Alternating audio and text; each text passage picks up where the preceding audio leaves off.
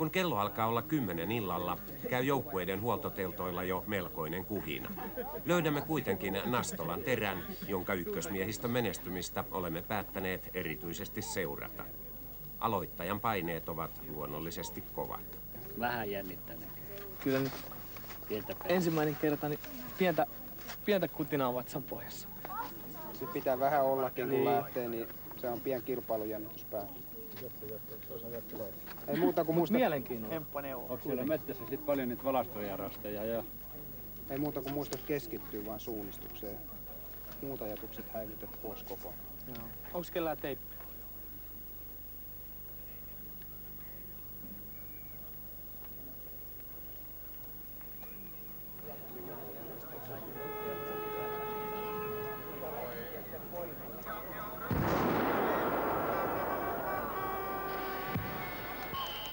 Perinteiseen tapaan tapahtuu Jukolan viestin lähtö illalla 10:30. Sää suosii, mutta ei aivan niin, että Jukolan kansa näkisi keskiyön auringon. Sehän olisi täysin mahdollista, vaikka kilpailu nyt onkin varsin eteläisessä Suomessa. Ensimmäisen osuuden viestinviejillä on alkuruuhkasta selvittyään edessään taival, jonka ihannepituus on noin 12,5 kilometriä. Tavoiteajaksi ratamestari on laskenut tunnin ja 20 minuuttia. Rasteja on aloittajilla etsittävinään 17 ja jo alkuruuhkan loppuosassa viitoitetulla alueella näkyy hyvin hajonnan vaikutus. Ensimmäisten viestinviejien urakan jälkeen vaihtelevat osuuksien pituudet runsaasta 7 kilometristä 15. Voittajan on laskettu olevan maalissa aamulla 15 minuuttia yli 7.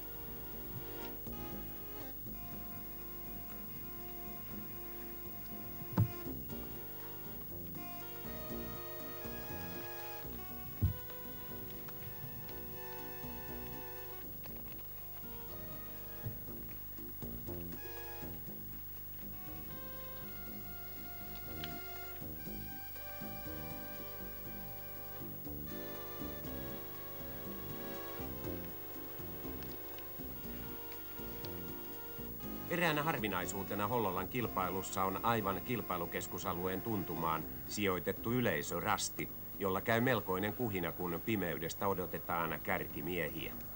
Suomalaisten suureksi iloksi sieltä tulee eräs ennakkosuosikki, Kouvolan rasti peräti 2 joukkueen voimin.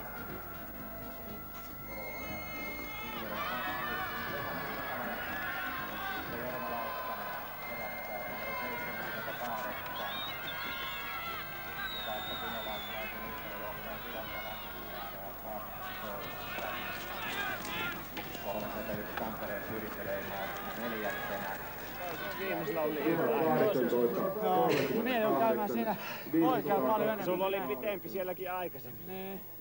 Ai. En tiedä. Juosta enää jaksa lopussa yhtään. No kuule.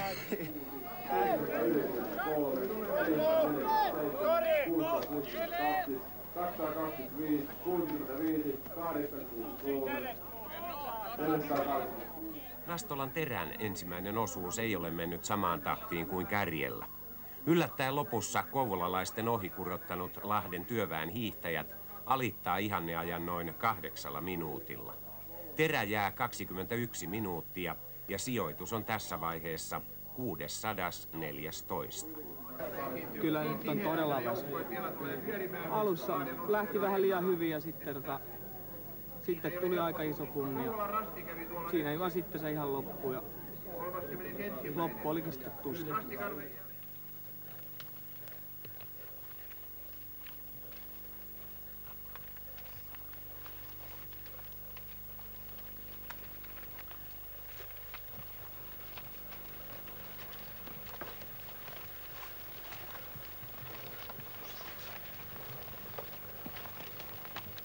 Puolen yön jälkeen yö vielä pimenee kello 1 saakka, kunnes alkaa hiljalleen valjeta. Vanhaan tapaan ruotsalaisten taito pääsee taas yön pimeimpinä hetkinä oikeuksiinsa.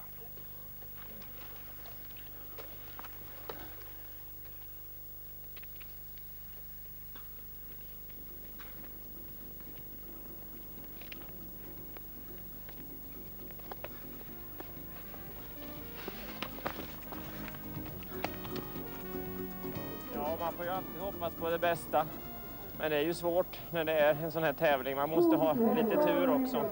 Men vi har väl kapacitet i alla fall att vara med och slåss bland de 3-5 bästa. Men det beror ju väldigt mycket på hur fortsättningen går, som sagt.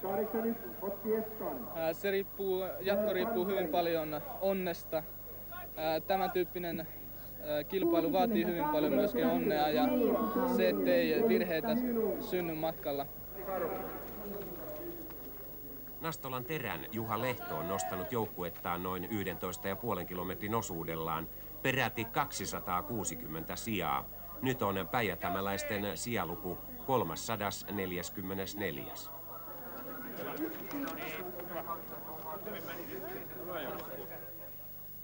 Nyt nenän niistä kuuluu. Palokeilat häilähtelevät. Lähestyvät juuri sieltä, mistä Harri Ilmattinenkin heidän odotteli lähestyvän. Tämä on kuulemma se parempi reitivalinta. Ja sitten tulee miehiä, valkoiset lamput. Siellä ylivät Tulling ja SK tulee ensimmäisenä, sitten tulee Södertälje toisena. Sitten on numero 81, joka on NTHI. Ja sitten on numero 3, Ockelbo. Ja sitten tulee jo myöskin rastikarhut. Hyvin on Pekka Mattila pysynyt vauhdissa mukana. Ja tässä tuo sama 5 ryhmä, josta äsken puhuttiin, meni ja leimasi. Näin kävi kuin tuli ja leimaus, eli tuli ja leimaus todella.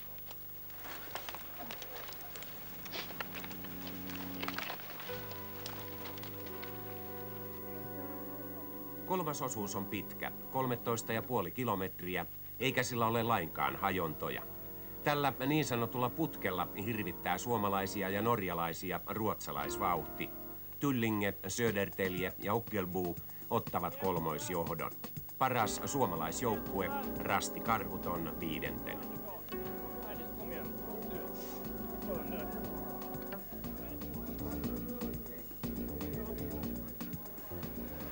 Kello 2 ja 4 välillä on metsien varrattomista metsästäjistäkin suunnistajista mahdollisimman moni ottamassa lyhyet unet teltoissaan. Valtavan järjestelykoneiston on kuitenkin pyörittävä ilman taukoa pitkälle seuraavaan iltapäivään. Ja 10 on. Hyviä noita väliaikatuloksia noille maalia lehdistöllä. Olette lähetteillä. Joo. Te itse suunnistajatyttö. Joo. Lahtelaisia. Kello on nyt 2:30. Kuinka kauan vielä valvot? 4 asti. Uskotko, että uni tulee? Uskon. Ja tällä hetkellä, kun meillä on hyvässä vauhdissa Jukolan toisen osuuden tarkastus loppupuolellaan, niin meillä on hylkyjä tullut 6 kappaletta. Onko tämä paljon vai vähän? Voitko verrata sitä edellisiin Jukoloihin? Minusta se on suhteellisen vähän. Edellisistä Jukoloista minulla ei ole vertailulukuja valitettavasti. Ehkä tässä yhteydessä voisi todeta, että kyllä tässäkin työssä naiset ovat tarkempia kuin miehet ja leimaavat säännönmukaisesti huolellisemmin kuin miehet. Onko näin myös tarkastustoiminnassa? Tarkastajamme ovat täyttä rautaa sukupuoleen katsomatta. Nastolan Terä on yön aikana jatkanut nousua. Juha Nousiaisen pimeä yön putki menee hyvin. Nyt ollaan jo 300 joukossa. Terän sijoitus 3 osuuden jälkeen 262. Ihan nappia voi sanoa, että ei tullut kyllä hakua. Letka kulki ihan mukavasti. Sen kun panta painella vaan. Ja sinä jaksoit juosta. No joo, että kyllä voimia jäi varastoonkin. Terän saavutusta ei monikaan huomaa, mutta sen sijaan rekisteröivät pitkään omassa juhlassaan voittoa kaivanneet suomalaiset sen, että 4. vaihtoon tulee ensimmäisenä yksi omista suosikeista, lohjalainen hiiden kiertäjät, jonka viestin aloittivat Arvo Pauliin Juha Tikkala ja Jari Tepponen. 4. osuudella jättää Jouni Herva kaikki muut taakseen.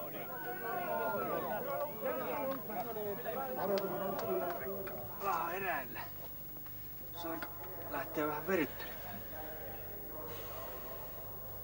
On vai?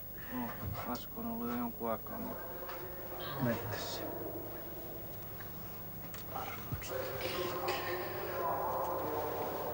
Kunnon hippää. Aika viileä. Ei se on viileä. Täällä teltassa tietysti vähän tuntuu viileältä. 8 eli hiidenkiertäjät ja siinä leimaa noin hiidenkiertäjien Petri Forsman. Ja missä tulevat seuraavat? Tuleeko Tuovalon? Eija, 4 olisi kello. Tuutko sinä nyt tuonne miesten vaihtoon huoltamaan? Joo. Sataako vettä? No ei hirveästi, että vähän on ollut semmoista kosteempaa. Joo, onko kylmä? No on se aika kylmä, että aika paljon nyt päälle, että varsinkin kun nää unesta herräät, niin... Joo, selvä. Ritva kanssa. Rouvat, lähetkö, jaksatko nousta? Onko yökahvia keitetty? On. Hyvä. Siellä on. Muuten ei herra. Keittänyt ja Rauni kanssa. Muuten ei herra. Hei.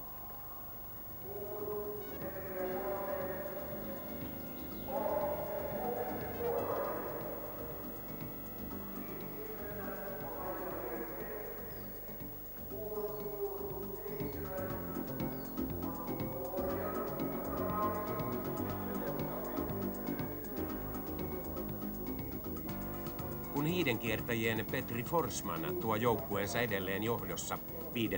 osuudelta, on jo selvää, että ratamestarin ihanneaika alittuu kilpailussa reilusti. Nyt ollaan puoli tuntia etuajassa.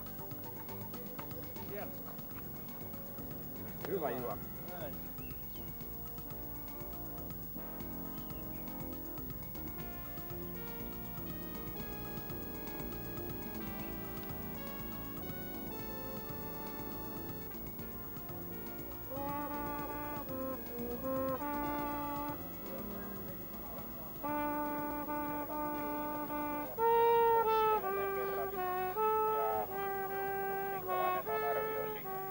Pitääkö hiidenkiertäjien johtopaikka?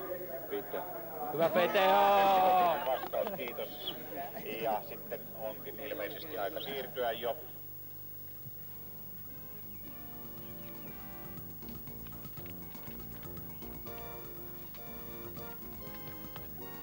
Toiseksi viimeisellä osuudella on ruotsalaisen Söderteljen Mikael Welin tehnyt vakuuttavaa työtä. Hiidenkiertäjien Juha Liukkonen on pudonnut 4 minuutin 20 sekunnin päähän. Vansöön on 21.43, 24 oli Trollhättan, SUK 21.46, kuten myöskin Sundsvall. Sitten oli 26. Kiitos.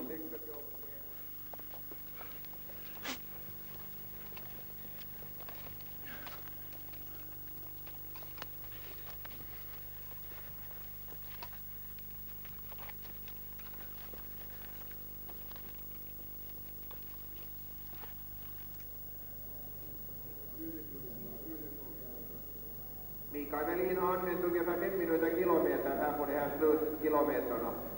Mikael Welin on käyttänyt tuommoista 5 minuutin kilometrivauhtia tämän 3 viimeisen kilometrin aikana. Ja yli 40 minuuttia ollaan ihanajasta edellä.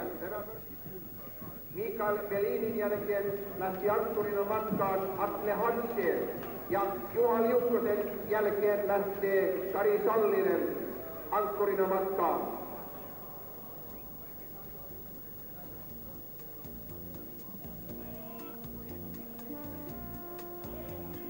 Ja lähestymisrastilla on käynyt myöskin numero 17 Kalevan rasti ja numero 3 Ockelbo. Dessa 2 lag har besökt förvarningen. Tarkkailujoukkueemme Nastolan Terä on suunnistanut yöllä erinomaisesti. 4. osuuden jälkeen se oli jo 180. Asko Vähäpietilän ansiosta. Sitten nostaa Jarkko Ryyppösen sijaluvulle 169 ja unestaan hyvin herännyt Pekka Partanen hivuttaa lähelle 100 joukkoa terän sijaluvulle 113. Tuo viimeinen hajonta on minusta erittäin tärkeä, kun ei tiedä, että koska siinä on selvä ero tuossa viimeisessä hajonta, kenellä on pitempiä ja kenellä lyhyempiä. Ja uskon, että ne molemmat tarkkailee toinen toisiaan sen verran tarkasti ja molemmat on todella huippuluokan kavereita, että se voittaa, jolla on lyhyempi farsta. Uskotko sinä tässä vaiheessa Kari Salliseen? Menestyykö hän tuolla sinun laatimallasi radalla? Ankkurien taistelu on aina ankkurien taistelua ja se ratkaistaan vasta maaliviiva. No nyt olet yön kilpailua seurannut. Oletko ollut kaikkeen täysin tyytyväinen? Kaikki on mennyt suunnitelmien mukaan pois luettuna, että kilpailu on edistynyt hieman nopeammin kuin olen aikataulun suunnitellut. Johtuisiko tämä siitä, että nuo suunnistajat ovat vielä parempia kuin etukäteen kuvittelit? Ehkä näin on ja sitten olosuhteet mielestäni ovat olleet paremmat kuin aikaisemmin suunnitellessa odotin. Sopivasti yleisörastilla on jo saattanut tapahtua kilpailun ratkaisu, vaikka loppuhajonnoista ei olekaan tietoa. Onko kärjessä maailmanmestari Kari Sallinen vai Norjasta Ruotsiin muuttanut Söderteljen Atle Hansen? Yleisön reaktioista ei voi erehtyä. Ja täältä tulee ensimmäinen oranssi numerolla varustettu kaveri. Maailmanmestari Kari Sallinen, numero 8, vie hiidenkiirtäjä viestiä. Maaliin on matkaa tästä vielä noin.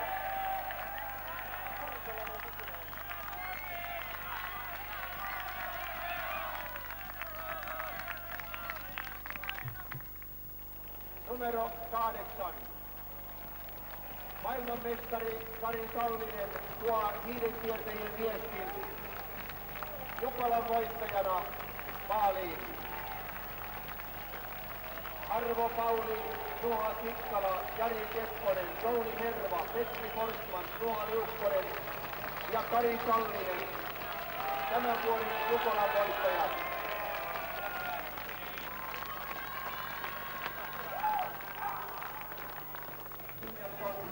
Joakim Mingelsson, kakkosena Sor Andra i årets Jukola. 34 Hyvä! Vie Söderteljen viestiä. Ja Arto Muhonen. Kaleva Ranssi viestiä.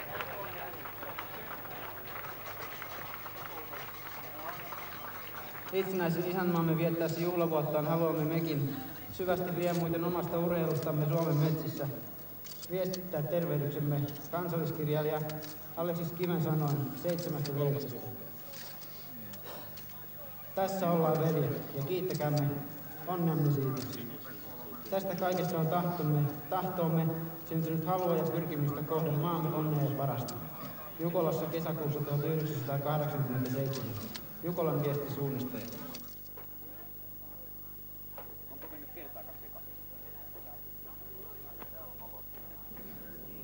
Minkälaisen arvon yleensä annat Jukolan viestille?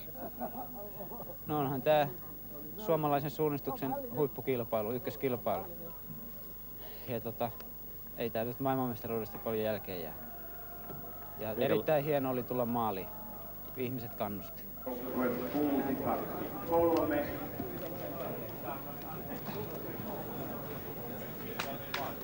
Nastolan terä saapuu maaliin aamulla noin 8:20. Tavoite 100 parhaan joukkoon pääsemiseksi ei täyty.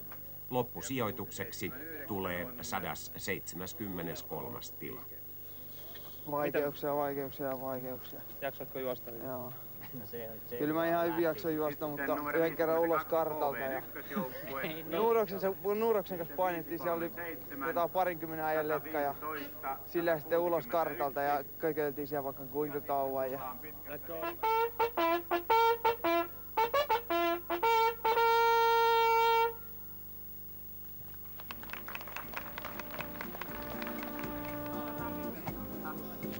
Hyvä Pekka, mä kantakin tuon mun makuun. No niin, sit lähettiin.